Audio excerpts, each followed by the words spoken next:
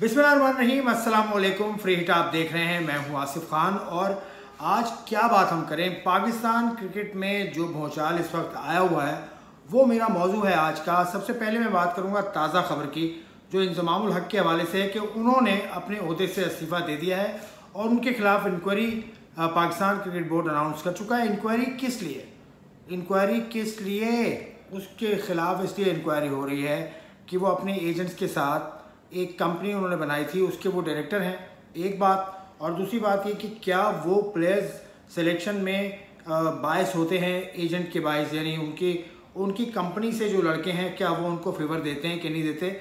ये तो बात ही करना, अब मुझे लगता है कि इस बात में तो कोई दम है ही नहीं, क्योंकि इंज़मामुल हक हो या कोई भी खिलाड़ी हो, उसका अब एजेंट होता है। एजेंट क्या करता है पहले मैं आपको समझाता हूँ।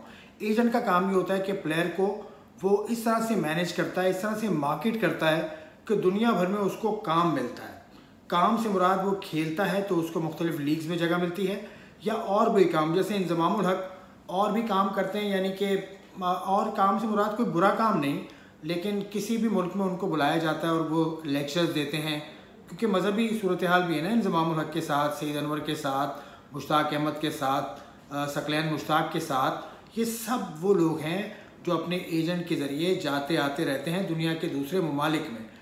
तो अब ये कहना कि कॉन्फ्लिक्ट ऑफ इंटरेस्ट हो गया है, या अगर वो अपने एजेंट की जानिब से बनाई गई एक कंपनी जो कि कई साल पहले की बनी हुई है, उस कंपनी में वो डायरेक्टर हैं, रिजवान साहब डायरेक्टर हैं, तो वो कोई ऐसी बात नहीं है कि कॉन्फ्लिक्ट ऑफ इंटरेस्ट हो जाता है या वो अपने प्लेयर्स को फौकियत देंगे सिलेक्शन में, ऐसा नहीं है। इसकी मिसाल मैं आपको देता हूँ। मिसबाहुल हक पाकिस्तान के साबिक कप्तान हैं, और वो पाकिस्तान की जब कप्तानी उन्होंने छोड़ी, क्रिकेट जब उन्होंने छोड़ी, तो उनको अपॉइंट किया गया था as head coach Pakistan cricket team का, और साथ साथ उन्हें बना दिया गया था चीफ सिलेक्टर।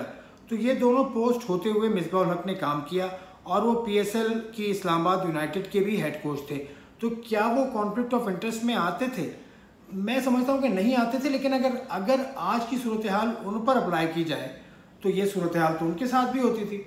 उनके एजेंट कोई और हैं, इंज़मामुल हक के एजेंट कोई और हैं, वसीम अकरम के एजेंट कोई और हैं, दीगर खिलाड़ियों के एजेंट्स कुछ और हैं। तो ये एजेंट्स का मुझे लगता है आपस में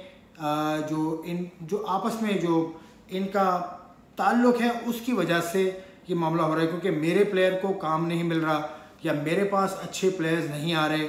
अच्छे से मुराद आज के दौर के हिसाब से, क्योंकि मिसबा जब किसी और के साथ थे, या शायद अभी भी गालिबन उन्हीं के साथ हैं, तो उस वक्त मिसबा की पोजीशन के बायस मिसबा को काम मिलता था, या उस एजेंट की वैल्यू ज़्यादा थी। उस एजेंट के पास मिसबा ने अपने इन्फ्लुएंस से शायद कुछ नए लड़के भी इंडक्ट कराए होंगे। मिसबा थे, हफीज़ थे, वो एक एजेंट के पास थे। अब जो एजेंट हैं उनका किरदार बहुत ज़्यादा बढ़ गया है। सेंट्रल कॉन्ट्रैक्ट्स में भी आपने देखा प्लेयर्स ने काफ़ी ताख़ीर से साइन किए, और सेंट्रल कॉन्ट्रैक्ट्स में रद्दो-बदल भी हुए, वो भी एजेंट्स का किरदार था उसमें। और एजेंट्स ने प्लेयर्स को समझाया कि इस तरह की चीज़ें उसमें शामिल करो अपने कॉन्ट्रैक्ट्स में और उनके ऊपर काम करो।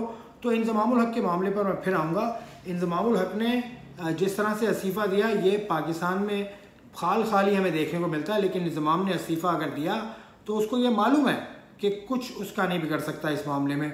तो इंज़माम को मैं समझता हूँ कि ठीक उन्होंने दिया। और जो 6 नाम हैं जो कमेटी में, वो नाम अभी मुझे तो नहीं मालूम, लेकिन कादिर ख्वाजा हमारे दोस्त हैं, समा TV पर जर्नलिस्ट हैं, बहुत अच्छे रिपोर्टर हैं, उन्होंने कहा है कि 6 नाम जो हैं उनमें एंटी करप्शन यूनिट के कर्नल खालिद हैं, कर्नल अख्तर हैं, director media and communication Alia Rashid साहिबा हैं, उसके अलावा लीगल और फाइनेंस डिपार्टमेंट के नुमाइंदे भी इस कमेटी में शामिल हैं, जो तकरीबन हफ्ते भर में अपनी रिपोर्ट पेश करेगी। लेकिन उस रिपोर्ट का क्या बनता है मुझे नहीं मालूम।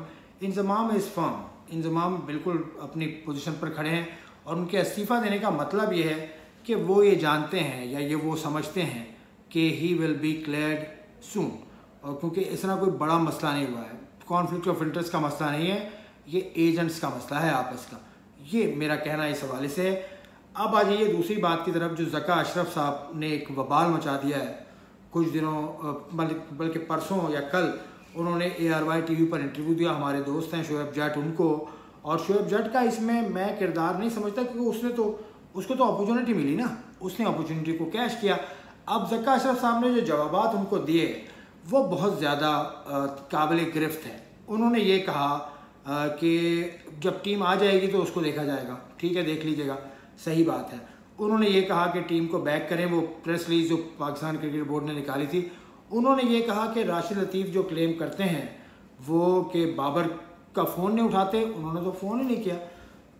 तो पहले मैं एक चीज़ क्लियर कर दूं कि राशिद लतीफ़ ने तो फ़ोन का कहा ही नहीं था, उन्होंने तो कहा था कि मैसेजेस का जवाब नहीं दे रहे हैं। और उसके बाद फिर प्रेस रिलीज़ निकाल दी पाकिस्तान क्रिकेट बोर्ड ने।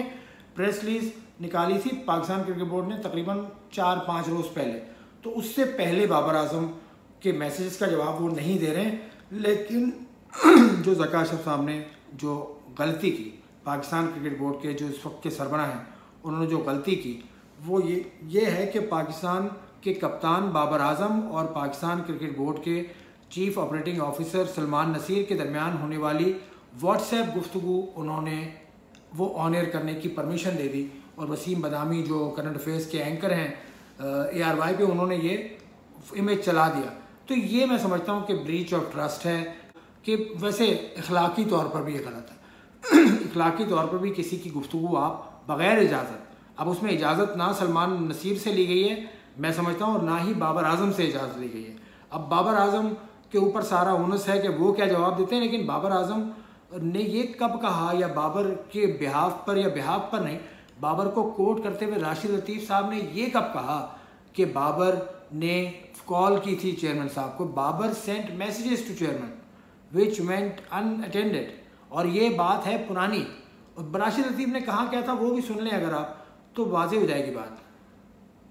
बाबर आजम 2 दिन से चेयरमैन को मैसेज कर रहा है, वो रिप्लाई नहीं कर रहे।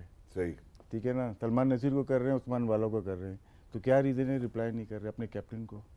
फिर प्रेस रिलीज निकाल रहे हैं आप। तो ये राशिद लतीफ़ साहब ने कहा, और राशिद लतीफ़ साहब के बारे में फिर चेयरमैन साहब ने भी बातें कर दी, लेकिन यार उसका जवाब तो राशिद लतीफ़ ही देंगे।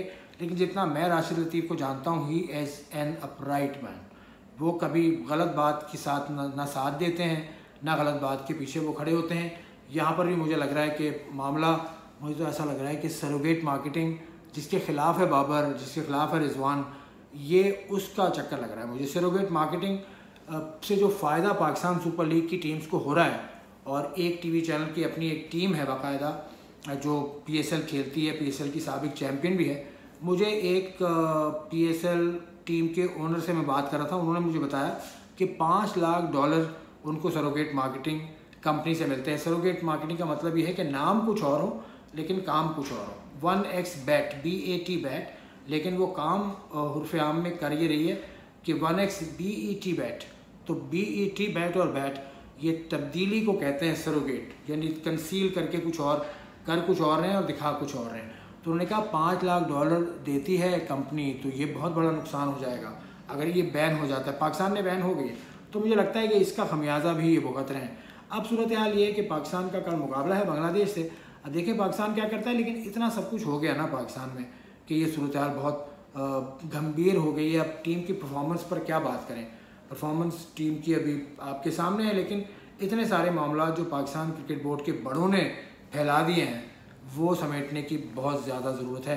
मैं इस बुलेटिन से आपसे इजाज़त चाहूँगा, आप कमेंट्स में बताइएगा, और चैनल को सब्सक्राइब भी कीजिए आपको पसंद आता है तो। खुदा हाफिज़।